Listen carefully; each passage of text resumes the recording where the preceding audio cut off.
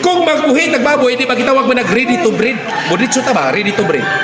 O sa may ready to breed nga baboy.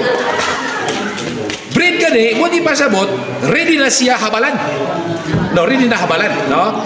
Pila may edad sa baboy nga pwede nang habalan? 8. 8, 7. Na ay edad sa baboy nga gitawag na itong puberty period. O sa may puberty period. Kung sa tao pa na, hindaga na. Kung daga na, no? Kung habalan ka na, mubuntis na. No? Ang baboy maupod, no? Na siya puberty period. Pila may puberty period sa baboy? Base sa mga pagtuon, 5 to 8 months. 5 ngadto sa 8 kabuan. No, mo na siya sakto gyud nga habalan. No. Buti pa sabot imong baboy 5 na kani kabuan. Magsugod na og Murag pag-anak sir. uwag. Murag pag-anak. Pag-anak. Gikan sa pag-anak. No, gikan sa pag-anak. No. Di ba ka nang magbuhi tag fatini? Katong natong gisgutan 5 man kabuan gikas pag-anak ibaligya na nato.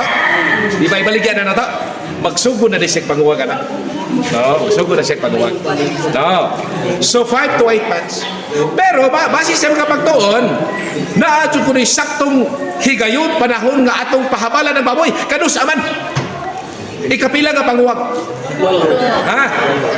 Alo ha? Kaduha. Katolo.